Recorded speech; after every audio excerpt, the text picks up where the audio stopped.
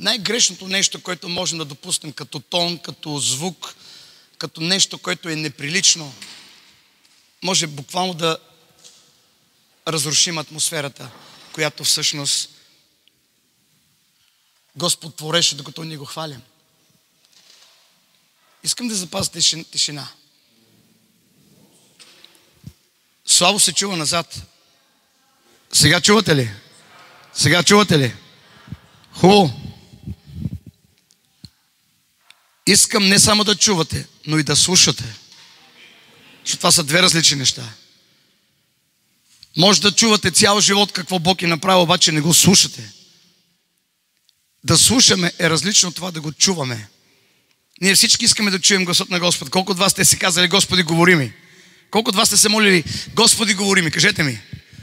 Но някак си под съзнанието си казваме: говори ми това, което на мен ще ми харесва. Когато Бог тръгва да ни говори, започва да ни говори по някои неща, които на нас не ни са приятни. Хора, докато хвалихме Господа, аз не исках да спирам, между другото, обаче трябва да ви говоря, понеже след малко трябва да спираме. Ще има служба след нас. Бог живее в хвалата ви. Словото на Господа го казва, че Бог живее в хвалата на светиите, на повярвалите в Него, в Неговата църква. Той живее в хвалата ти. Какво означава това? Ако искаш да му дадеш на Господа място в живота ти, хвали го. Ако искаш Бог да живее в теб, хвали го. Защото Той живее в хвалата ти. Не знам дали това ще ви помогне, но нека да ви го кажа. Знаете ли защо вярвам, че Исус е умрял точно на 33 години? Не е умрял на 40, на 50 на земята. Защото толкова бяха годините, докато Давид го е хвалил, като е направил скиния за Господа. Скинията на Давид продължаваше да съществува точно цели 33 години. Тоест, колкото му дадеш хвала, толкова той ще обитава в твоят живот, в твоята хвала. Това са пророчески картини, които малко са хората, които ги забелязват. Тоест, колкото му даваш място в теб, толкова той ще дойде. Колкото ти го хвалиш, толкова той ще живее в хвалата ти. Понеже ние заместваме Люцифер. Нищо, че сме в Германия. Всеки един от вас, който го е приел за свой личен спасител, е отдясно на Отец в момента. Понеже Словото казва, че Той ни се възкреси и ни постави да седим в небесни места, там където Люцифер искаше да седне. Всичко това, което Люцифер искаше да бъде, Бог го е дал на нас. Той го взел от него и го е дал на нас. Люцифер искаше да бъде като Бога, но Бог не му го е дал. Бог е казал: нека да създадем човека по наш образ и подобие и нека да управлява. Така че това, което искаше Люцифер, Бог го даде на теб и на мен. Люцифер е бил бивш хвалител, но когато се съпротиви на Бога, Бог е взел тази хвала от него и е даде на църквата. Люцифер е бил носител на светлина, но когато той се съпротиви на Бога, Бог му отне всичко и той каза на църквата: вие сте светлина, град поставен на високо. Така че той живее в твоята хвала. Често пъти, когато преминавате през трудност, давам ви това за домашно. Затворете се в къщи и започнете да хвалите Господа. Може би някой от вас ще каже: аз не съм певец. Не е нужно да бъдеш певец, за да хвалиш Господа. Бог приема и твоето фалшиво пеене. Имаше една жена, която сънува сън, как и на небето и цялото небе хвали Господа, и толкова беше божествено, с уникална божествена хармония, хваление, което буквално няма такова на земята. И изведнъж обаче Бог става от трона и маха с ръка и спира цялото хваление. И тази жена, която е сънувала този сън, каза: Господи, защо спря хвалението? Няма такова на земята, уникално е хвалението. И той казал: защото някой ми вика от земята. И всички погледнаха към земята и една стара баба започна да хвали Господа с фалшив глас. Обаче един тънък пушец, като темян от нейното хваление, се издигаше към Бога и Бог каза: благоуханна миризма. И тази жена каза: не мога да повярвам. Тази жена пее фалшиво. Какво уникално хваление си спрял на небето. Тази жена пее фалшиво. И той каза: нейното хваление е по-ценно от този на небето. Защо? Те виждат лицето на Бога и хвалят Бога. А тази жена не вижда Бога и хвали Господа. Бог оценява хвалата на земята повече, отколкото хвалението на небето. Има разлика. Те виждат лицето му и го хвалят. Ние не виждаме лицето му и го хвалим. Въпреки всичко преминаваме през трудности. Въпреки всичко на небето в момента няма дявол. И те хвалят Господа без да има дявол, без да има смущение, без някой да те изкушава, без някой да те удря, да те събаря. Ние преминаваме през трудности.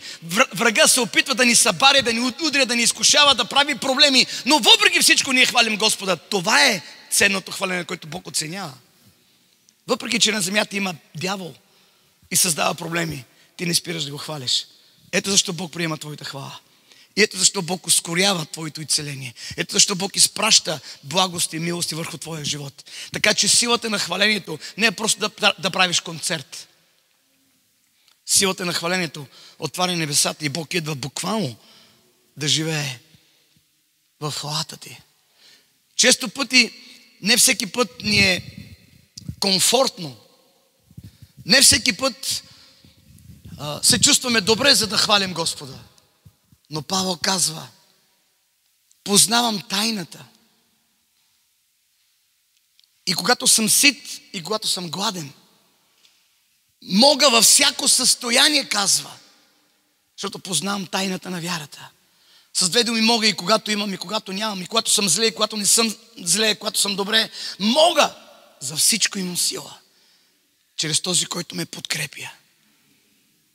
Да хвалиш Господа не е момент само на добро чувство. Има моменти, когато в моя живот не мога да си кажа името. Но аз трябва да го хваля, защото знам силата на хвалението. Когато знаеш силата на хвалението, ти ще знаеш кой ключ да използваш, в кой сезон и в коя ситуация. Хвалението не е пеене, разберете ме. То е начин на живот. Една хвала към Господа, когато едвам си казваш името, когато едвам свързваш двата края, когато семейството ти е ударено, когато преминавате през болести, хвалението ти към небето, повярвай, няма да имаш нужда от ръката на пастор да сложи върху тебе и да се моли за тебе, понеже същия Бог, който живее в пастора, живее в твоя живот. Повярвалите в моето име, казва, демони ще гонят. Не казва пасторите, не казва апостолите, не казва само учителите. Той казва повярвалите, който говори, че всички апостоли, пророци и обикновени християни, демони могат да гонят и нови езици да говорят. И не говорим само за нови езици, да говориш на език небесен или човешки. Шикарабакротоис. Да говориш нов език означава да говориш любовта на езика. Да използваш любовта в мекият език, за да спасиш души. Така че хвалението, приятели, може да ви трансформира живот. Може да ти изстрелва на по-високо ниво. Хвалението ти. Помните ли Павел в затвора? В затвора, посред нощ, кой е този посред нощ ще започне да хвали Господа? Дори го е направил с риск за живота си. Защото той току-що го вкарват в затвора. Той е като новобранец. Колко от вас сте били в казармата? Ако те вкарват в казармата и си новобранец и посред нощ почваш да пееш, какво ще направят старите войници? Каква сапунка, какви челни дъски ще изядеш? Но той посред нощ, нов затворник посред нощ почва да хвали Господа. И нито един затворник не казва: какво правиш, бе? Нито един затворник, защото те видяха Бог в хвалата му. И между другото, той не е хвалител, той е уникален апостол, проповедник. Защо не е използвал силата на проповядването си, а е използвал силата на хвалата? Понеже той знае какво може тя. Основата на затвора започна да се разтърси. И вратите се отвориха, и веригите паднаха. Мога ли да ви задам един въпрос? Каква е мечтата на един затворник, когато вижда вратата железната да е отворена и да няма никой? Каква е моя мечтата? Да избяга, защото иска свобода. Обаче нито един затворник не бяга. Нито един затворник. Какво говори това? Че видяха Бог в хвалата на Павел. И си казаха, предпочитаме Божието присъствие в затвора, отколкото извън затвора без Божието присъствие. Вау! Нито един затворник не е избягал. Даже идва шефа на затвора и помисли, че са избягали, искаше да се самоубие и Павел казва, не дай! Всички сме тук. Всички сме тук. Когато Божието присъствие слиза върху твоя живот, няма да искаш да бягаш, ще искаш да вярваш. Бягат слабите, а вярват силните. Хленчат слабите, а вярват и уповават на Господа силните. Оплакват се слабите, ето мен не ме търсят. Само те се събират, мен не ме търсят. Слабите искат да ги търсят, силните търсят Господа. Ето сега, мен не ме търсят.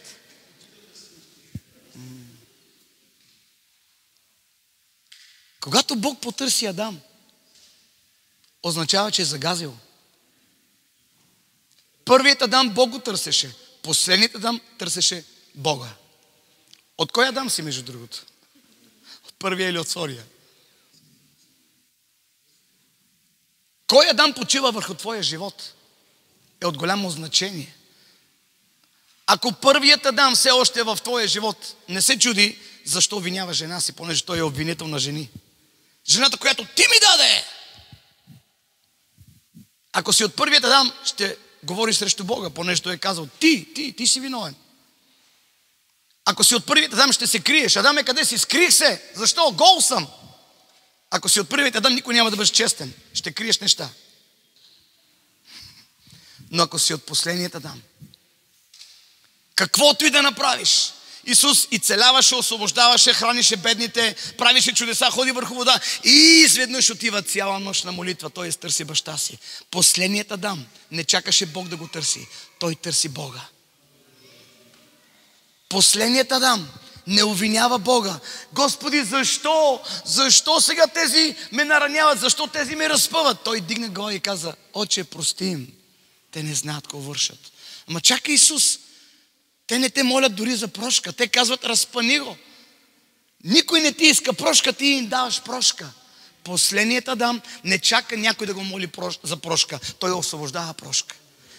Ако си от първият Адам, няма да прощаваш. Ще обвиняваш, няма да прощаваш. Всички са виновни, но не и ти. Но последният Адам освобождава прошка, без да му иска някой такава.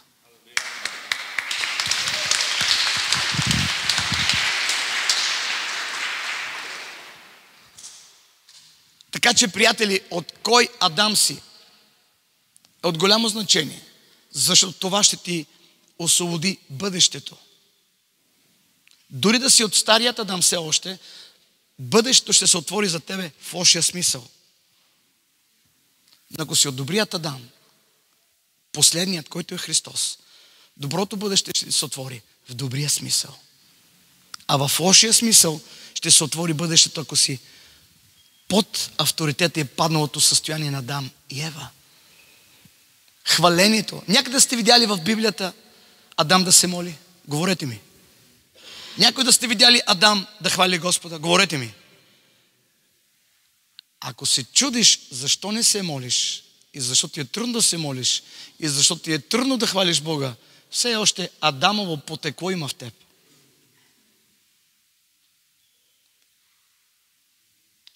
Бог беше изоставил сина си на кръста. И той въпреки всичко, като каза, Боже мой, защо си ме изоставил? И въпреки всичко накрая казва, предавам духът си на теб. Викам, погледни какво упование. Верен до смърт на кръст. Не чувства Божието присъствие. Няма го Бог в живота му. И той казва, предавам духът си на теб. Последният Адам отива да се моли. Последният Адам търси баща си. Първият Адам нито се моли, нито хвали Бога. Да хвалиш Бога. Позволяваш Бог да живее в живота ти. позволяваш Бог да живее в хвалата ти. И силата на хвалението, преди малко ви го казах, Павел не със специални шперцове отвори железните врати. Не със специални ключове освободи веригите от ръцете си, от краката си. Едно хваление. В ненормален свят като този трябва да се действа свръхестествено. По начина, по който света не очаква. Обикновено една врата трябва да се отваря с ключ, нали така? Трябва да се действа по начина, по който се действа от небето. Да хвалиш Бога и врати да се отварят. Ако това не е Божия сила, не знам каква е. Понякога хората не разбират. Даже много ми е чудно, много ми е кофти, когато чувам хора да пропускат хвалението, но говоря хваление. Аз съм много критичен към хвалението, защото съм също и хвалител. Викам, защо не си по-рано? Ами, изпускам хвалението, не е важно. Важно е за словото. Викам, моля. Моля. Знаете ли, че бях готов да остана на клавира и да продължаваме да хвалим Бога без да проповядам? Исках преди малко това да направя. Защото усещах Божието присъствие. Усещах Божието присъствие. Не е задължително да проповядаш, когато Бог идва вече чрез хвалата. Да пренебрегаш хвалението, за да кажеш, словото е по-важно. Хора, когато пееш, в пеенето има слова, той също. Дали ще бъде слово да го четем или слово да го изпеем, е едно и също. Мога ли да отворя една малка скоба? Мога ли да отворя? Знаете ли колко хора ми пишат, пасторе, жена има ли право да проповядва? Като го чувам това нещо направо, ви казвам, ей, тия хора още не са пораснали.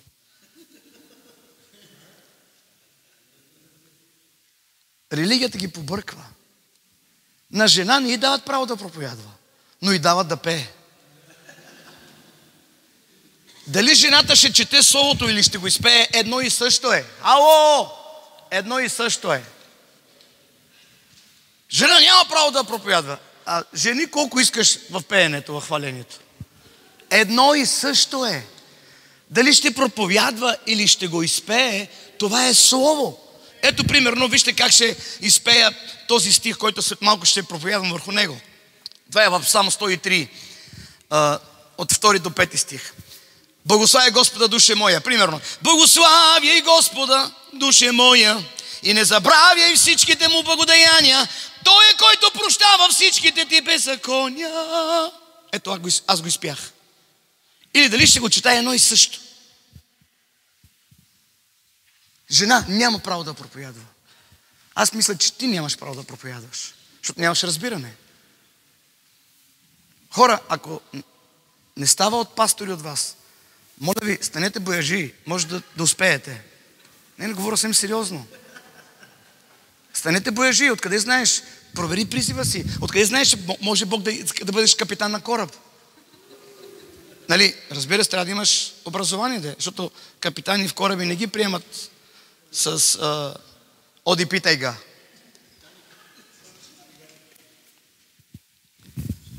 Псалм 103.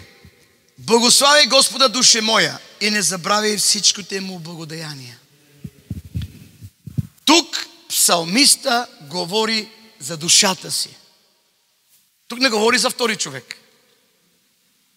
Вижте, ние всички сме дух. Аз имам дух, имам душа и живея в тяло. Ти не си душата, запомни го. И дори не си и тялото. Тялото ни е като квартира. В момента живеете в Германия, всеки един от вас има квартира, нали? Тялото ни е точно така като квартира. Квартира. Един ден ще я напуснем. И Бог ще ни даде дом, не квартира, дом постоянен. Но душата я притежаваме, върху която работим цял живот. Римляни 12.2, извинявайте. Римляни 12.2, да обновяваме умът си. Върху душата работим, но духът ни е спасен. Ако дойде Господ, ние сега отиваме на небето. Но докато дойде Господ, ние трябва да работим върху душата си, понеже тя е обърканата. Тя, която ни обърква. Когато Бог ни говори в духа, понякога ако умът ни е плътски, няма да разбере умът ни, понеже е плътски, няма да разбере духа, който действа духовно. Затова, примерно, плътски християни с плътски умове не могат да разберат духовните християни, защото са на различни нива. Това, виж псалмиста какво казва: благослави Господа, душе моя. Говори на душата си. Малко изглежда като отстрани, това нещо превъртя, сам говори на себе си. Не, говори на душата си, понеже душата често пъти, знаете ли какво прави? Като минавате през трудности, душата веднага тя винаги се обажда първа. Ето сега, никой не те обича. Сам си сега. Кой ще направи сега? Казваш на душата си. Виж какво казва: душе моя, не забравяй всичките му благодеяния. Душе моя, кой ти е помогнал, когато страдаше? Виж как започва. Той е, който прощава всичките ти беззакония. Ало! Кой ни е простил? Той. Но понякога душата я забравя, защото е чувствителна, се чувства.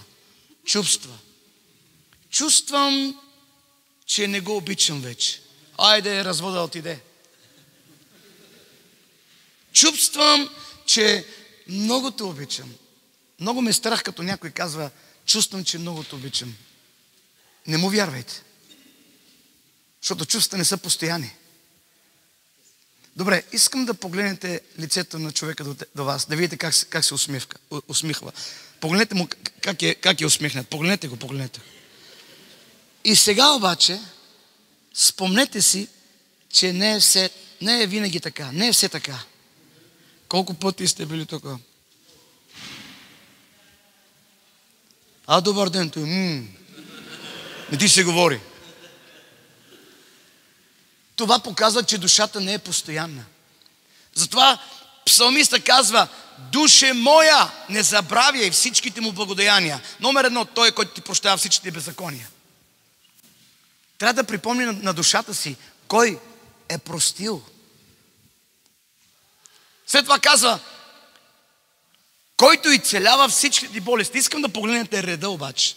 Реда. Ако някой от вас страда от болести и иска изцеление, вижте реда. Първо е прошката, после е изцелението. Ако страдате от болести и не може да прощавате на себе си, и не може да прощавате на хората около себе си, и Бени Хин да е тук, да иска да ви положи ръце, няма да стане работата. Ако вие не прощавате, и Отец няма да ви прости. Искам да отворя малко скоба тук. Мнозина от вас сте наранени от близки хора и не можете да прощавате, понеже сте ги обичали много. Толкова им се доверихте и те сега ви изневеряват, предават, нараняват. Много боли, вярно е. Но чуйте ме, да освобождаваш прошка не означава, че той или тя е права. Често пъти, когато не освобождавате прошка, вие мислите, че ги наказвате. Вие не наказвате тях, наказвате себе си. Това е като да изпиеш отрова и да чакаш той да умре. А отровата ти си е изпил. Пиеш отровата на непросителност и чакаш той да умре. Не, той няма да умре, ти ще умреш. Освобождавайте прошка. И прошката, запомнете, когато я освобождаваш, не те задължава отново да бъдеш този човек, освен ако не ти е партньор. Ако ти е мъж или жена, освобождай прошка и завършиш живота с него или с нея на земята. Не се развеждай. Но за трети човек, който и да е той, ако не е част от семейството, освобождай прошка и това не те задължава да бъдеш с него. Можеш, освобождаваш прошки и повече край, забравяш. Ама нали си простихме, що не сме заедно? Моля те, достатъчно ножове съм ял от тебе, прощавам ти, Господа бъде с теб, айде, кой откъде е. Не бъдете глупави, така ще си изгубите годините. Но ако е мъжът ти или жена ти, длъжни сте да прощавате и да стоите до тях. Чухте ли ме? Той е, който прощава всичките ти беззакония, който изцелява всичките ти болести, който изкупва от ров живота ти. Ров означава гроб. Виждате ли стъпките? Прошка и целение изкарват от смъртта, от гроба. А непростителността ще те вкарва там. И непростителността, между другото, удря бъбреци и кости. Ако някой от вас страда от бъбреци и кости, това е заради дух на непросителност. Ако имате проблем с това, освободете прошка и ще видите съвършено изцеление върху костите ви и върху бъбреците ви. Говори съм сериозно. Който увенчава с милост и милосърдие, вижте сега, първо изцеление, т.е. първа прошка и целение изкарват от гроба и те увенчава с милост и милосърдие. Започват милостите да дойдат върху твоя живот. За неща, които си направил, Бог не ти държи сметка. Тоест, свободен си. Започва милост. Вместо Бог да те глобява, показва ти милост. И виж още. Който насища с блага живота ти. Пайди, къща идва нова и кола идва. Кога идва благословението? Когато прошката се освободи, когато получаваш изцелението, когато Бог ти изкарва от гроба, когато милости започва да текат в твоя живот. Айде, вече Бог насища душата ти с блага. Коли, къщи, имоти, благословения, успех. Къде обаче е неговия ред, като първо започваш от прошката? Виж ли реда? И накрая младостта ти се подновява като на орел. Можеш да летиш. Проверете си снимките на някой от вас. Когато сте били в греха и когато сте били в религията, в началото на началото, погледнете си снимките и днеска се снимайте, вие ще видите, че там сте били по-грозни, извинявайте, но днеска сте по-красиви. Заради благодата на Господа във вашия живот. Аз като си гледам старите снимки, когато съм бил в греха, когато съм бил в религията и сега скам, леле, тоя дядо, викам. Хора, съм сериозно. Дори Господ подновява младостта ни като на орел. Тоест, не знам дали знаете как... Това е истинска история. Аз съм проучил това. Знаете ли как един орел си подновява силата? Защо мислите, че в Исаия 40 глава, 30 или 31 стих се говори за това? Ония, които чакат Господа, ще подновява силата си. Колко от вас знаете този стих? Един мой приятел, който живее в Канада, той е бил горски и знаеше историята на всички животни. Той ми го разказа и после влязох в интернет, като проверих едно към едно. Обикновено един орел живее между 50-60 години, 70, зависи. И когато му свършат годините, той отива на най-високата планина. И чуйте ме, започва да се изкарва с клюна перата. Всички пера. И става чисто гол. С клюна си изкарва ногтите. И накрая клюна си удря в скалата. И остава чисто гол. И познайте колко дена чака. Точно 40 дена чака. И за тия 40 дена му идват нови пера, нов клюн и нови ногти. Нов клюн, Бог променя твоят речник. Преди си пцувал, вече не пцуваш. Говорил си глупости, мърсоти, сега вече нов клюн, нов речник, нов език. Демони ще гоните, нови езици ще говорите. Нови ногти, нови пера. И пак не бърза да лети, чака други 10 дена. Познато ли ви е нещо това? 40 плюс 10 колко прави? На 50-ницата дойде Святия Дух. Точно 10 дена чака, за да може да дойде върху него една специална мазнина върху перата му, като лети в дъжд или скача във вода, за да лови храна. Това не го поврежда. Значи орелът знае добре да си подновява всичко и живее други 60-70 години. Орелът, Бог ни дава пример с него. Казвам, ние, които чакат Господа, с две думи, идете се научете от орелът как си подновява живота. Казва на нас хората. А би трябвало Бог да даде на животните пример с нас хората. Оказва се, че животните по-разбират езика на Бога, отколкото ние. Не беше ли така и с магарето на пророка? Пророка бие магарето видя ангела и не мърда. Предпочита боя пред ангела. И магарето почва да говори на пророка. Представяш ли си? Абе ти защо? Господаре, кога съм ти правил така? Представяш ли на мен магарето да ми проговори, аз ще падна? Не беше ли така? Не беше ли така и с тази риба, на която Бог заповяда да изплюе Йона на правилното място, откъдето бягаше?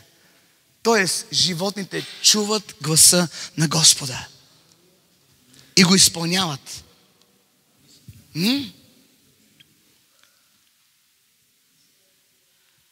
Приятели, виждате ли реда в този псалм и виждате ли как Бог по уникален начин докосва животите на хората? Нямате си на представа на какъв Бог служиме, нямате си на представа. Ако вие освободите цялата му сила върху вашия живот, никога няма да плачете. Никога няма да губите нито един ден. Никога няма да бъдете наскърбени, отчаяни, смачкани. И в най-голямата ви мрачна сянка, вие ще знаете, че знаете. Неговата тояга и неговият джезъл ме утешават. Приготвяш трапеза в присъствието на моите врагове. Чашата ми прелива. Благост и милост ще ме следват. И през всичките дни на моя живот ще живея във Фейсбук. Аз па във Фейсбук. В дома на Господа. Бог няма да ти стрелва да живееш където и да е. Той ще ти стрелва в дома на Господа.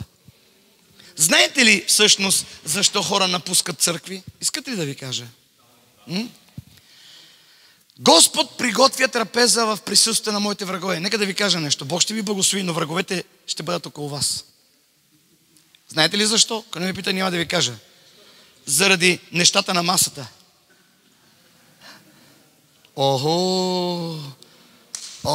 Какви уникални неща той има. Да станем приятели с него. Но чуйте, вие сте на трапезата, но те не са. Те са около трапезата. Те стоят прави и ви наблюдават. В същото време ми чародействат. И нека да ви кажа какво казва Словото. Приготвя трапеза в присъствието на моите врагове. Помазал си с Миро какво? Защо главата? Понеже има врагове. Те те чародействат. Нова кола купия, дано да му се развали. Но помазанието на Святи Дух защитава живота ти. Колата не може да я докосне нито една дума, който ти изпраща този твой враг. А всъщност враговете са вашите приятели. Извинявайте, че ви го казах. Повечето от тях. Как ще стои иначе до мен враг, който не го познавам? Как ще стои до мен враг, който не познавам? Аз няма да му дам достъп. Но често пъти ние даваме достъп до нашите трапези, до нашия живот. Някой, който казва, обичам те. Обичам те! Но знаете ли от кога до кога? От куплета до припева. Да, така правят християните. За теб живея, дади, за теб живея. Тук е камера, дади, свърши песента и свърши любовта му към Бога. Хора, Господ подготвя трапеза, помазва главата ти, чашата ти прелива, т.е. няма само за тебе, има и за хората около тебе. Благо си мило ще ме следват, не ти ги търсиш, а те те търсят. Защо? Направил си Господ твоя пастир, така казва 23-ти псалм. И аз ще живея завинаги. Значи, кое го изстрелва да живее в дома на Господа? Нали ви обещах да ви кажа защо хората напускат църквите? Защото не са устоявали долината на мрачната сянка. Те мислят, че цял живот там ще останат. Те мислят, че Бог ги е забрал, и те бързат да роптаят. Вижте, след долината на мрачната сянка идва трапезата. Устоявай, не бързи да бягаш. Това ще ти изстрелва да бъдеш в дома на Господа. Хората бягат от Господа, по си казват, край, няма изход от тук. Ето пак долина, ето пак мрак, пак скръп. Чуй ме! След долината на мрачната сянка, Бог подготвя трапеза. И уникална, която ти не заслужаваш. Неща, които изобщо не си мечтал. Просто трябва да устоиш да минеш тази долина на мрачната сянка. Понеже виж какво казва Давид. Жезълът и тоягата те му утешават. Нека да ви кажа какво правят тези два инструмента. Тоягата, обикновено овчарите я използват, когато овцата или ягнето излиза извън волята на овчаря. И тоягата какво правих? Вкарва го в пътя. Влизаш в групата. А жезъл, знаете ли какво означава? Жезъл обикновено имат царете. Когато твоя Господ седи на трона и жезъл има в ръката, той управлява. Не случайно той казва, като е възкръснал: в ръката ми са ключовете на смъртта и нада. С две думи. Ако дяволът те плаши, че ще те убие, той те лъже, защото ключовете на смъртта са в неговите ръце. Ако ще мореш, трябва Бог да го позволи. Но са ключовете в неговите ръце, не вече в ръцете на врага. Ало, ако дяволът ти казва, ще мореш, кажи му: лъжец. Кажи: лъжец. Кажи: аз имам живот. Моя Господ дойде и каза: аз дойдох, за да имаш живот. И то да го имаш изобилно. Изобилно. Кажи: изобилно. В голямо изобилие. Така че, приятели, виждате ли колко е верен нашият Бог? Но всичко започва с това да устояваш твоята долина. Да дисциплинираш твоята душа, понеже тя е нестабилна. Ако някой не те прегърне, край за тебе, целият свят вече отпадна и се провали, той не те обича. Ало! Любовта не е чувство. И любовта не е това, което ти си въобразяваш. Ама не ме поздрави, ама не ме прегърна, ама не ми каза: обичам те. Знаете ли кои искат често да чуят думата обичам те? Тези, които не са пораснали.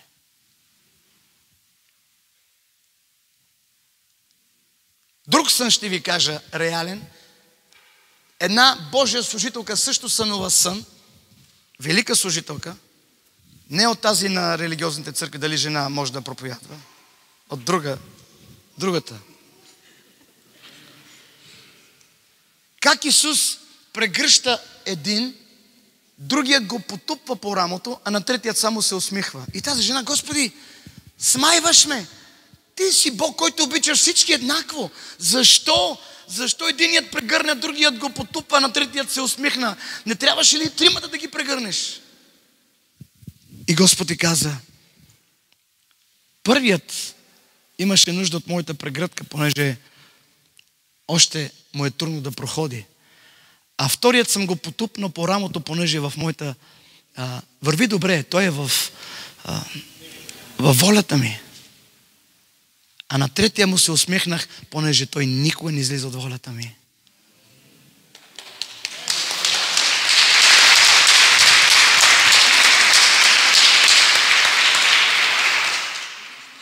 Ако вие градите животът си на земята, когато само ви казват добри думи, вие ще бъдете най-големите разочаровани хора на земята.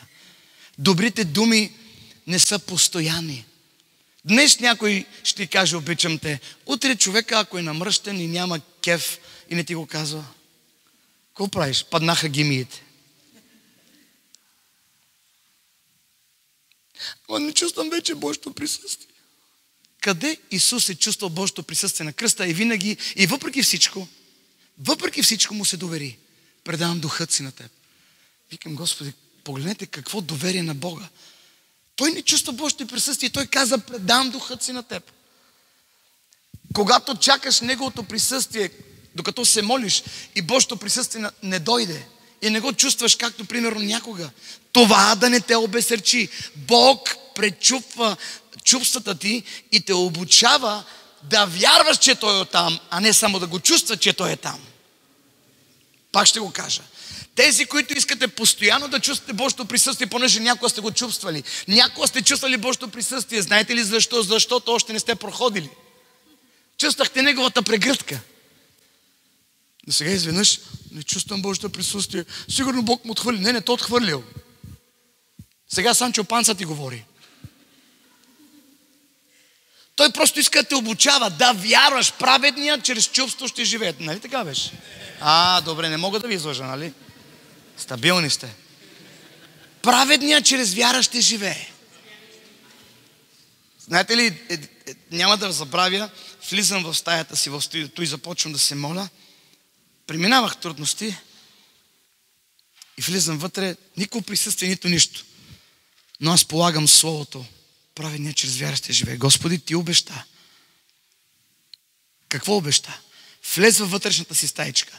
И Отец, който е в тайно и който вижда в тайно, ще ти въздаде наяве. Ще те награди. О, викам, ти си тук. Не те чувствам, но ти си тук. И започвам да се моля и да го хваля. Ела да видиш, после и присъствие дойде. Бог иска да ни учи да вярваме, а не да чувстваме. Спри да чувстваш. Ти не си чувство. Ти имаш чувство, но не си чувство.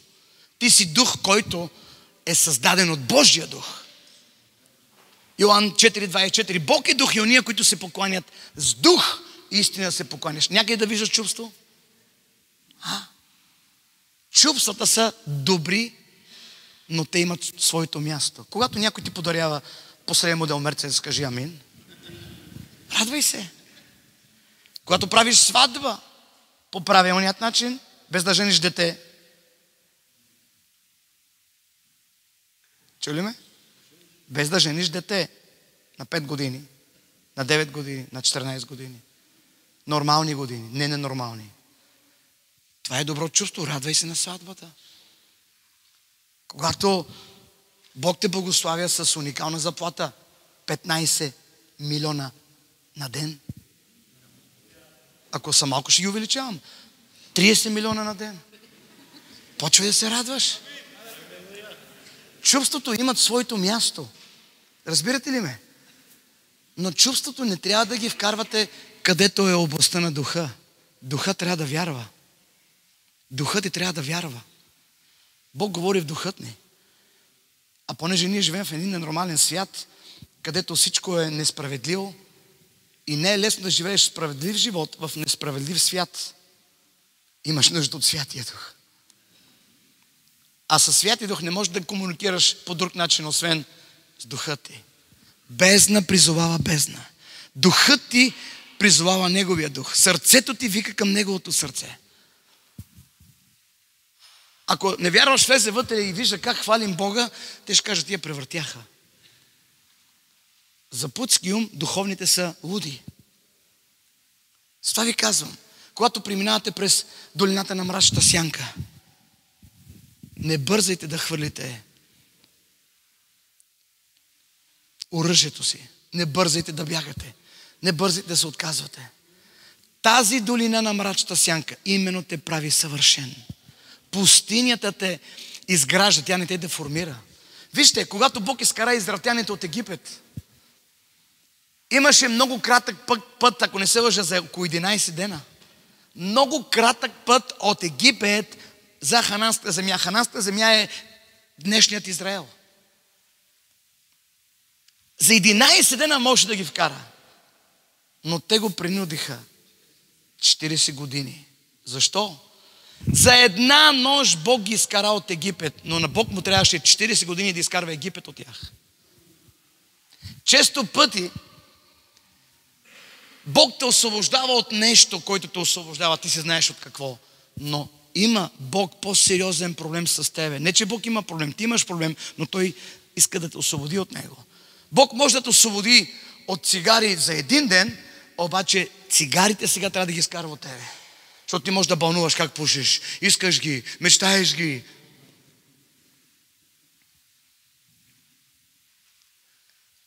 И не говоря само за цигарите. Говоря за съвсем всички различни неща, през които Бог те освободи. Бог може да ни освободи за миг, но от това, което ни освободи, понякога имаме нужда. Зависи колко сме били надълбоко влязали в плътта. Докато Бог пробие в нас и да изкарва от това, което ни освободи, изиска доста време. И с това пустинята, тя пречупва тази плът в нас и ни прави свободни, като влизаме в хананската земя, без да влеземе с мисли на робство. Хората, които са поробени под робство, когато срещат първия проблем, помните ли в пустинята? Първи проблем, няма вода. Това ни скара. В Египет имахме си гробища и лук. Хората, които бягат, винаги мислят къде по-добре да ги погребват. Имат лук. За гробища и лук мислят да се върнат, пак да робуват. Ние не сме от онези, които се връщаме назад, а от онези, които вървим напред и побеждаваме.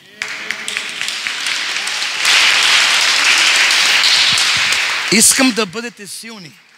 Хора, това място, тук, даже не съм го очаквал. Погледнете, врачи, къде съм дошъл да проповядвам. Надявам се някой ден да не ме вкарате в някоя баня да проповядвам. Няма проблем. Имате връзки. Добре? Добре.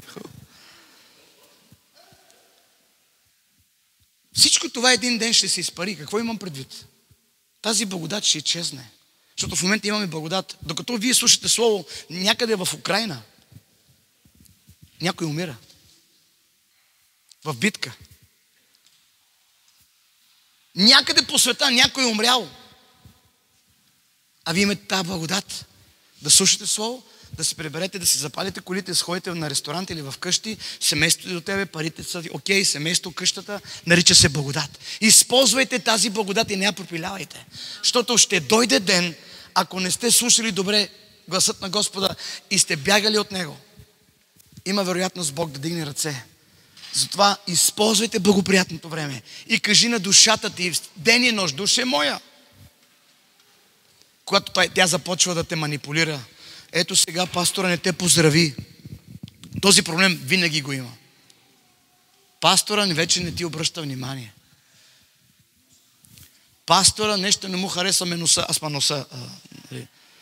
Примерно косата. Добре, ако не ми харесваш носа, как да го изпиля? Няма перфектни пастори. Няма. Няма перфектни пастори, а и няма и перфектни християни. Няма перфектни църкви. Аз ще си намеря истинска църква. Да, и като влезеш вътре, тя вече не е истинска поради тебе.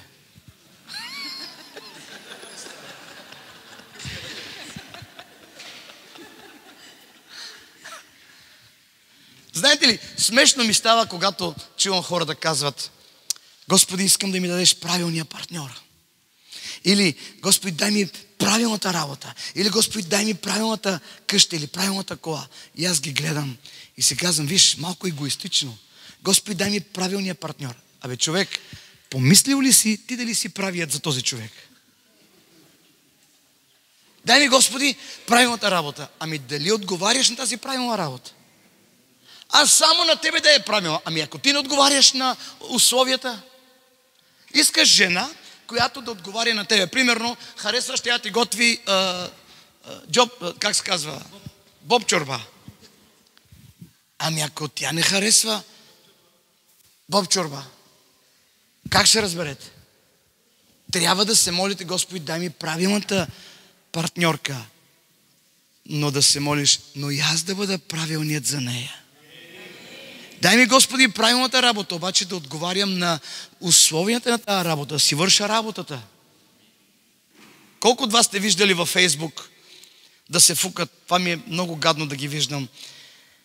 Искат голяма заплата, но се снимат в един момент, като работят, че се крият, шефа го няма, те се крият и въобще не работят и се снимат. Така се работи, цял ден нищо не правиме, а чака заплата да получава. Абе, шефа, горният те гледа. Този земният може да не те гледа, ма горният те гледа. Ще сложи на земният ти шеф в сърцето да те уволни и ще ядеш семки. Даже и семки няма да можеш да ядеш. И те станаха скъпи. Трябва да работиш като пред Господа, приятелю. Като пред Господа. Бог наблюдава животът ни. Нека и това да ви кажа, ще завършим, искам да се помолиме.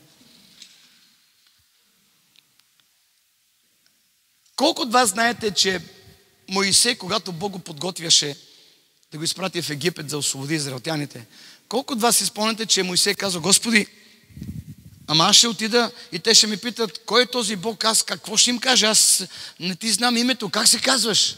Помните какво каза Бог на Моисей? Аз съм този, който съм. Помните ли? По същия начин в Гециманската градина дойде Юда с няколко там тайни агенти да ловят Исус. Исус ги пита: кого търсите? Те казват: Исус от Назарет. Исус казва: аз сам. И какво направиха те? Паднаха долу. Тоест, аз сам е името на Бога. Ела сега, Славчо, да им демонстрирам нещо. Искам всички да не видите тук, да погледнете на тук. Искам да видите, че целият свят, дори най-големите атеисти, първо изговарят името на Бога, преди да започнат да представят себе си. Вижте, аз съм този, който съм. Аз ще кажа откъде съм, ти искам също да кажеш откъде си. Здравей, приятно ми, аз съм Илия, от България съм. Аз съм Славчо, от България съм. Чухте ли какво казах? Аз съм Славчо, от България съм. Аз казах, аз съм Илия, от България съм. Преди да представим себе си като Илия и той като Славчо, ние казваме аз съм. Тоест, ние първо представяме Богът в нашия разговор. И в момента, когато ние казваме аз съм, той вече слуша разговора.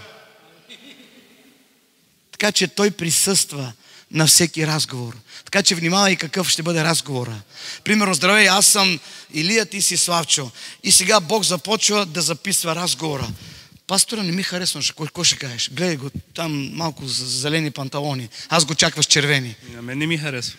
Оп, и аз съм слуша разговора. Разбирате ли какво искам да кажа? Благодаря ти. Аз съм присъстван на всеки разговор. И целият свят започва с името на Бога, преди да започват каквото и да е като разговор или каквото и да е. Аз съм присъства в тайният ти живот, в тайният ти разговор. Затова внимай какво ще говориш. Защото Исус казва, всичко, което говорите в тъмно, ще се изяви в светло. През покрива. Аз съм присъства в банята ти. Внимай какво правиш в банята. Аз съм присъства в тоалетната. Аз съм присъства в тайната ти стая. Аз съм присъства в колата ти. Аз съм присъства в къщата ти, в дома ти, в работата ти. Аз съм присъства там, където клюкарстваш. Той записва всичко. Един Божий човек беше се наранил, че някой напусна църквата и служителът наскърбен, Господи, защо се случва, защо той човек напусна? И Бог му каза, ти не си чул това, което аз чух и ти не си видял това, което аз видях. Аз го освободих, защото той говориш срещу тебе. Ти не си чул това, което аз чух. И ти не си видял това, което аз видях. Вижте, кой променя сърцата? Бог изпраща Моисей да каже на фараона, освободи народа ми. В същото време Бог отива и закорявя сърцето на фараона. Кой освобождава сърцата и кой ги закорява? Бог. Така че понякога, когато хората напускат църква или се бунтуват или започват да създават проблеми, Бог им слага идея в сърцето да бягат и да правят нещо. Те мислят, че това е тяхна идея. Не, това е идея на Бога, за да не пречиш повече. Знаете ли каква е молитвата на жена ми и моята молитва? Ела, мама. Често пъти, това е двигателът на семейството ми, да знаете, е тази жена. И на църквите, които водим. Често пъти, знаете ли как се молим? Особено тя. Господи, дай им идея в сърцето, дай им работа, да си мислят, че те ще вършат тази работа и да стоят далече от нас. Тези, които не ги виждаш в живота ни. Дай им работа, дръж ги заети, някъде да не могат да дойдат тези, които ни пречат.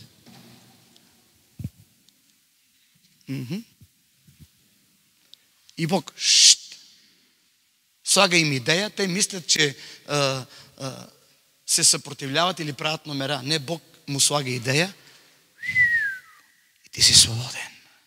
Свободен. Свободен. Самуил започва да реве за Саул. И почва да се моли. И Бог се ядосва. Спри да се моли за него, аз го отхвърлих. Точка по въпроса. Избрах си друг. Искам да знаете, че тези, които не искате да влезете в призива си и да живеете призива си и съдбата си, и ако си мислите, че вие сте единствените и Бог без вас не може, Бог вече е започнал да издига човек на твоето място. Просто ще го видиш скоро, ако не влезеш в призива си. Така беше и с Давид. Саул се съпротивлява, Бог започва да издига Давид. Ти си роден с цел и съдба за време като това. Който и да си тук на това място. Мога ли да ви кажа нещо и с това ще завърша? Мога ли? Някои от вас там на пейките сте пророци, апостоли. Някои от вас сте уникални учители. Някои от вас сте уникални бизнесмени. Някои от вас сте хора, които ще бъдете врата в бъдеще за тялото Христово. Някои от вас имате божествени дарби, които все още вие не ги активирахте поради страх. Аз не мога, страх ме, не мога. Бог те е допуснал да бъдеш роден на тази земя, понеже си специфичен. Чуй ме какво ще ти кажа. Не казвай не мога. На Господа трябваш. Може би си кажеш, ама не е ли най-важният пастора? Ако да кажем пастора е главата, какво да правим тогава с ръцете? Да ги отрежем. Да удържим и краката. Всяка част от тялото е важна, ако забелязвате. Всяка част. Която и част да си от тялото си важна в тялото Христово. Имаш призив. Имаш специфична дарба, която Бог освободи във вашия живот. Влезте в съдбата си. Понякога, и не само понякога, често пъти се случва, когато търсиш успех извън твоя призив, Бог ще даде толкова, колко да не умреш от глад. Но когато влезеш в призива си, ще дойдат и благости, и милости. Трябва да го демонстрирам. Трябват ми 5 човека. 5 човека и ще се молим. Обещавам ви този път. 5 човека. Елате 5 човека, ако сте чувствате човеците, нали? Който се чувства човек, да дойде тук. Ти от кой човек си? От втория. От втория. Това е добре. Още 2. Така. Сега, ти ще бъдеш Господ е пастир мой. Псалм 23 ще оживее пред вас в момента. Той е пастирят. Нали Словото казва, Господ е пастир мой, няма да остана в нужда. Сега ти ще ходиш тук, където искаш, а те ще те следват. Чули ме? Без да спираш. Okay. Славчо ще играе в твоето лице. Човекът християнин. А благост и милост и успеха, нали Словото казва, Господ е пастир му, няма да остана в нужда, и после се казва, че благост и милост ще ме следват през всички дни на живота ми. Нали така? Благост и милост са парите, успеха, благодата, къщата, живота. Те следват вярващия, понеже вярващия е направил Господ негов пастир. Сега, където и да отидеш, те ще ви следват. Айде, давай. Ето сега, Славчо е в твоето лице, християнина. Нашия брат е нашият Господ.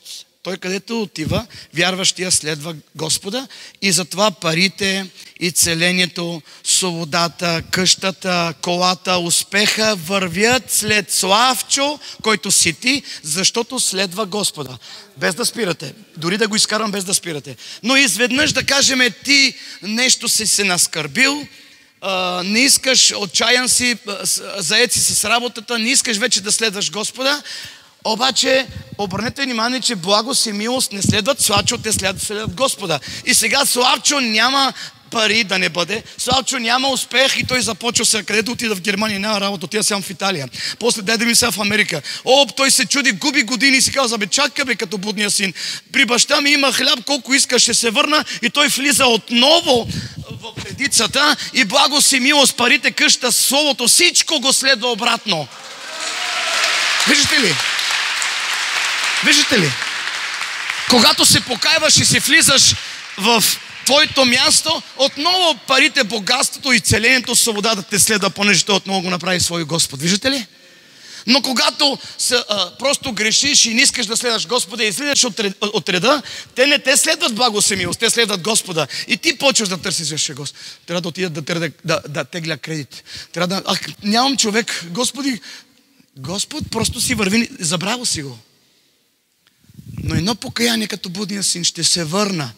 Влизаш и благост и милост отново те следват. Парите тебе ще те следват, не ти тях. Дайте слава на Господа. Благодаря ви.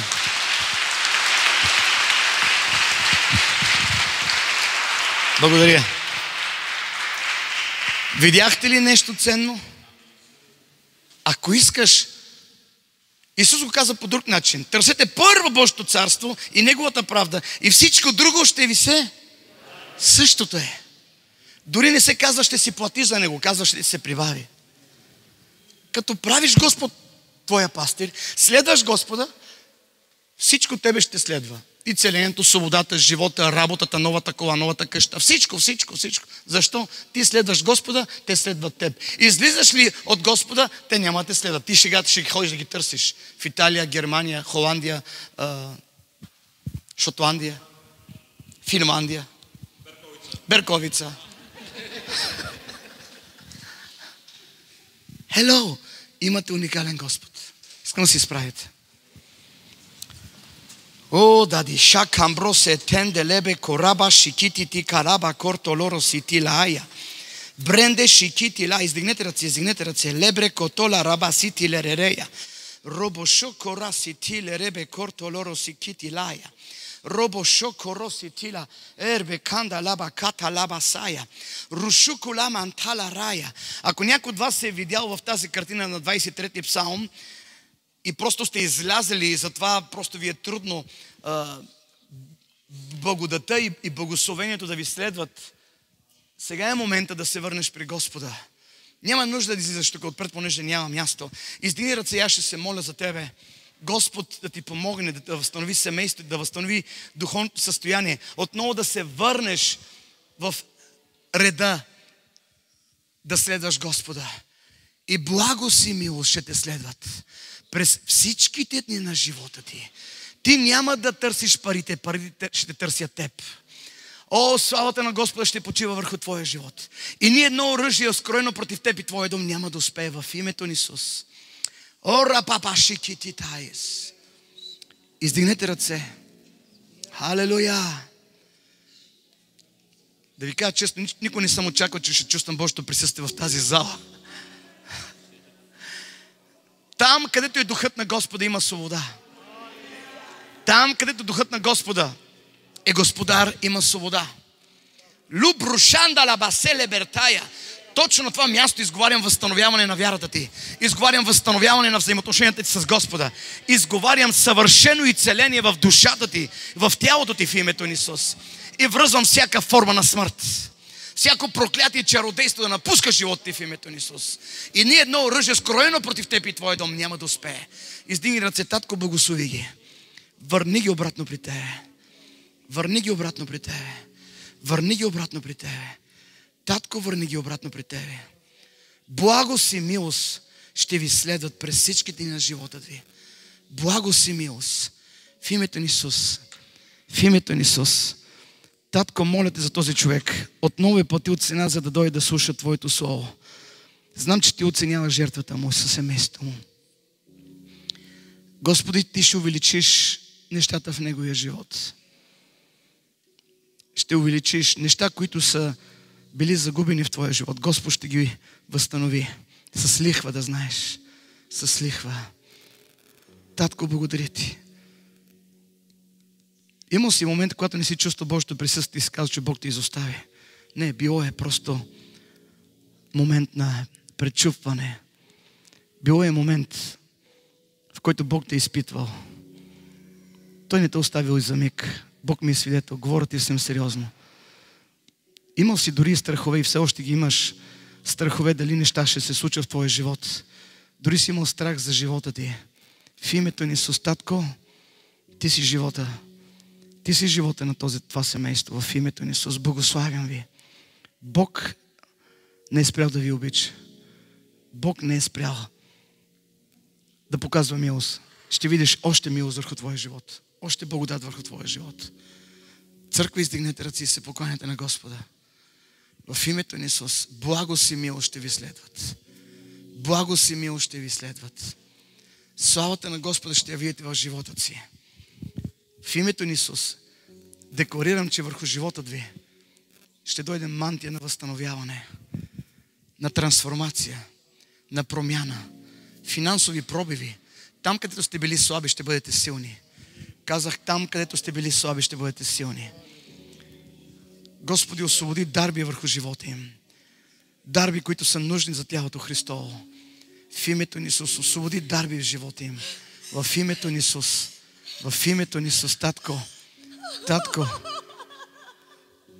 Тази самота да я напусне. Самота излез от нея в името на Исус. Възстанови живота ѝ. Използвай я, Господи.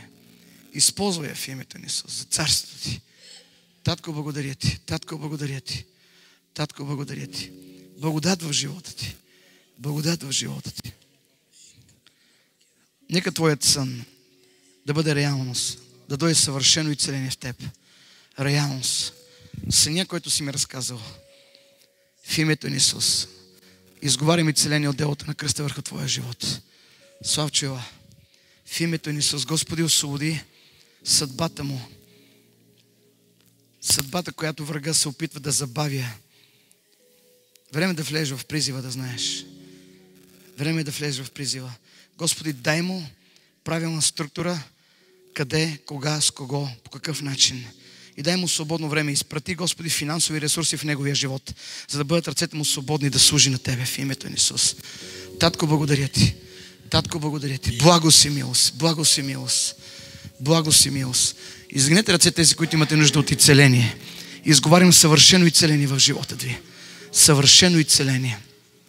Съвършено изцеление. В името на Исус. Да живееш целия си живот. Да не умреш преждевременно. В името на Исус. В името на Исус. Съвършена свобода. Съвършено изцеление. Съвършена свобода. Издигнете ръце. Благо си милост. Трапезата ви да бъде пълна. Благо си милост върху Твоя живот. Трапезата ти да бъде пълна. Чашата да прелива. Здраво семейство. Там, където си била слаба, да бъдеш силна. Радостта на Бог да се възстанови в Твоя живот и тази скръб да те напусне завинаги. Хвани това момиче за ръце. Изговарям съвършена свобода върху теб и Твоя дом. Татко, бъдеще и надежда в нейния живот. Бъдеще и надежда. Я се хванете за ръце всички, ако е възможно. Хванете се за ръце. Татко, благодаря Ти за това, че Ти ще трансформираш живота им. За това, че Ти ще трансформираш живота им. За това, че Ти ще ги изстрелваш на по-високо ниво. Там, където сте страдали, да дойде възстановяване. Там, където ви е било трудно, нещата да бъдат лесно. Там, където сте плакали, да дойде радост. Възстановяване на усмивките. В името на Исус. Я ме погледни. В името на Исус. Ти се бориш със смърт. В името на Исус. Връзвам те, дяволе, напусни животът му. Напусни животът му. Казах, напусни животът му. Помни, ключовете на смъртта са в ръцете на Господа, не в ръцете на дявола. Той е живота. Кажи, аз няма да умра. Ще живея. В името на Исус. И нека да ти кажа нещо. Искам обаче всички също да ме чувате. Затворете очи. Бог не действа в живота на хората според любовта на човека към Него, а според Неговата любов към нас. Тоест, ако твоята любов не е достатъчна към Него, това не означава, че Бог няма ти цели. Разбрали ме? Той ще ти цели не защото малко го обичаш или много го обичаш. Той ще ти цели, защото Той много те обича. В името на Исус. Чули ме? Издигнете ръце сега и благодарете на Господа за вашето изцеление. Татко, вземи тази скръп от нея. Вземи тази скръп от нея. Притесняваш се за твоето семейство. Притесняваш се за неща, през които преминаваш. Господ ви носи за ръце, да знаеш. Господ ви носи за ръце. Господ ви носи за ръце. Той ви носи. Благост, благост, благост. Много неща са те липсвали от трапезата ви. Много неща са те липсвали. Чувствала се самотна. Но Господ започва да снабдява това, което врага е откраднал. В името на Исус. Ей тази жена с очилата, може ли? Издигни ръце към небето. Издигни ръце. Затвори очи. Татко, словото, което тя е чула, нека да бъде реалност в живота ѝ. Понеже видях вяра в лицето на тази жена. Вяра в лицето на тази жена. Знаеш ли, не знам как се казваш, обаче ще бъдеш врата за твоето поколение. Ще бъдеш врата за твоето поколение. Ти ще бъдеш послани за цялото ти семейство. И не спира да се молиш, понеже Бог чува молитвите ти. Издигнете ръце и благодарете на Господа. Благодаря ти на Господа. Още малко искам само да се моля тук за някои хора.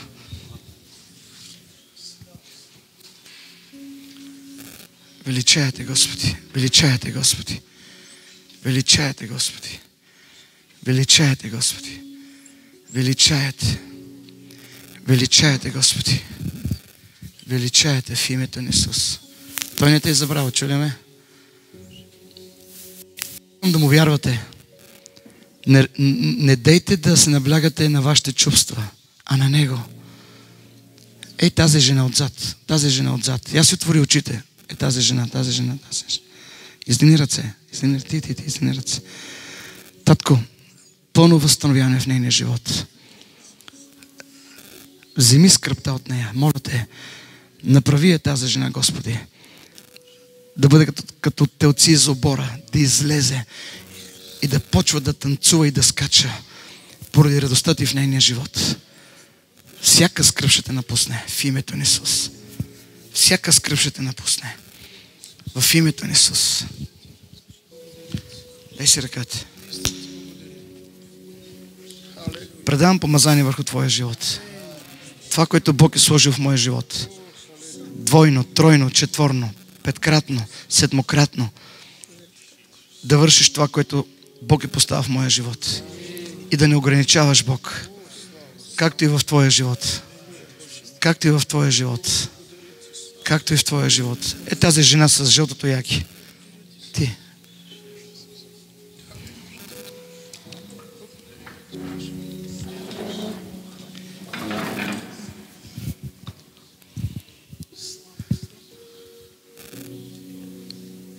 Затвори очи. Благодаря ти, Господи, че ти ѝ помагаш. Благодаря ти. Чуй ме. Била си в някакъв затвор, който си направил ти сама в твоя живот. Бог отваря врата на този затвор и ти изкарват. Виждам някаква мъка в лицето ти, нещо се е случило в твоето минало. Погледни ми в очите.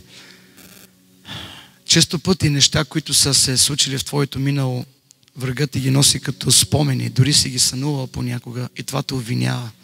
И често пъти това не може да те изстрелва напред, да имаш ново бъдеще, защото често пъти се връщаш назад. Дори някои хора ти припомнят за твоите минали грешки. И често пъти това те смачква. Но Господ те освобождава от твоето минало. Ти нямаш минало. Чули ме? Имаш бъдеще. Нямаш минало. Не спри да се обвиняваш. Нямаш минало. Окей? Нямаш минало. Нямаш минало. Благославям живота ти. Благославям живота ти. Татко, благодаря ти. Татко, благодаря ти. Е това момче отзад. Вие семейство ли сте? Деца имате ли? Я хванете за ръце.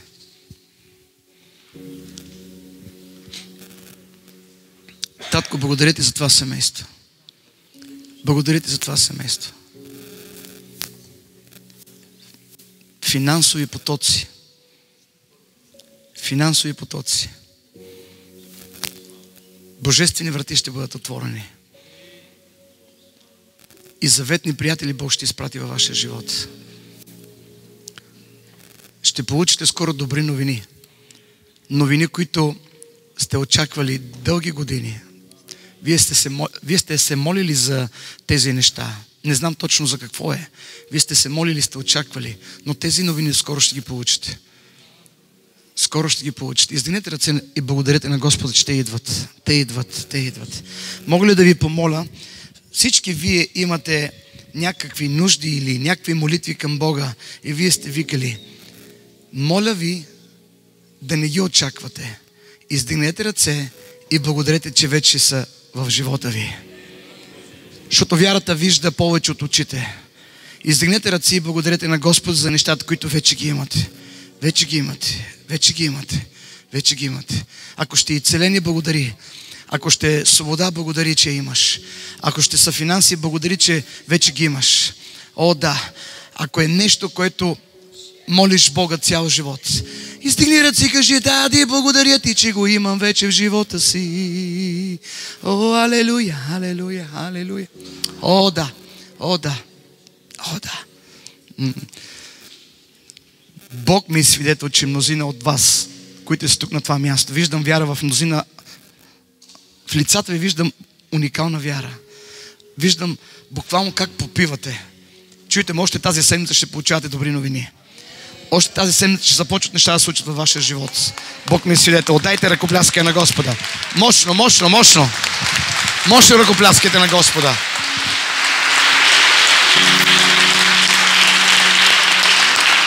Yes. Искам да благодаря на всички и на тебе, пасторе, за това събиране. Утре също ще имаме събиране в Виделсхаузен. Трудно ми е тази дума. Надявам се да дойдете утре. Ще имаме още по-хубаво време, божествено време. Ако имаш възможност, да, разбира се. Отзад има 2 книги на семейството ми. Вярвам, че ще ви благословят тези, които искате да си ги закупите. Може отзад да си ги вземете. Искам да ви кажа, че Бог ви обича, но и аз ви обичам. Бог да ви благослови и ще се радвам да се видим пак, пасторе. Бог да ви благослови. Айде хваленето да дойдете за бързо да изпеем една песен. Вярвам, че всички ще отворим в Екелисиас 11 глава. Ще прочетем 1 и 2 стих. Екелисиас 11 глава, 1 и 2 стих. Искам всички заедно да прочетем. Заедно. Както разбрахте, утре ще имаме служение в Вилдесхаузен, но искам да ви кажа, че Бог ще бъде на това място. Амин. Божия човек ще бъде на това място и ще започнем 2,5 и с теб и без теб. Май не трябваше да го кажа. Ще го кажа по някой начин. Нека да не закъсняваме. Защото днес закъсняхме доста. Бог ще бъде на това място, Божия човек ще бъде и вярвам, че ще започнем на време. Искам да попитам всички вас, благословени ли сте? Не чувам, честно казвам, благословени ли сте? Искате ли да благословим Божия човек днес? Ще чета в Екелисиас 11 глава, 1 и 2 стих. Хвърли хляба си по вода, защото след много дни ще го намериш. Дай тяло на 7, дори на 8, защото не знаеш какво зло ще бъде на земята. Искам да ви кажа, че тук казва 7 и 8. И както казах, ще благословим Божия човек днес. И много често ние се чудим как да хвърлиме хляба си по водата и ще го намерим не след много дни. Ще ви кажа, че Божия народ обикаляше и хвърляха семена, после жънаха, защото сеяха и ядяха. И примерно може аз днес да сея, утре ти да жънеш. По някой път се случваше човека, който сеяше да вземе да жъне в същия момент. Но тук казва 7 и 8. Както казах, ще благословим Божия човек. 2 семейства, които са много близо до сърцата ни, така ще кажа, до нашата църква, много зло преминаха. И това, което днес съберем и утре, както казах, ще благословим Божия човек и ще помогнем и на тези 2 семейства, които са част от нашата църква и преминаха много лоши неща. Имат нужда от помощ. Така че тук казва на 7 и на 8, ние ще помогнем само на 3. На Божия човек и още 2 семейства, които са в огромна нужда. Нека да пуснем дарението. И всеки да дава, разбира се, така както е решил в сърцето си. Нека да спеем една песен и приключваме. За днес, утре 2,5 Вилдесхаузен. Айде да дадем слава на Господа. Отдаваме ти почи, чест и слава. Издигаме ръце към те, обичаме те, татко наш. Отдаваме ти почи, чест и слава. Издигаме ръце към теб, обичаме те, татко наш. Велик си ти, чудеса извършващи, няма никой като те. Няма никой като те, велик си ти, чудеса извършващи, няма никой като те. Няма никой като те. Отдаваме ти почи, чест и слава. Издигаме ръце към теб, обичаме те, татко наш. отдаваме ти почит, чест и слава. Издигаме ръце към теб, обичаме те, Татко наш, велик си ти, чудеса извършваш ти, няма никой като теб, няма никой като теб, велик си ти, чудеса извършваш ти, няма никой като теб, няма никой като теб.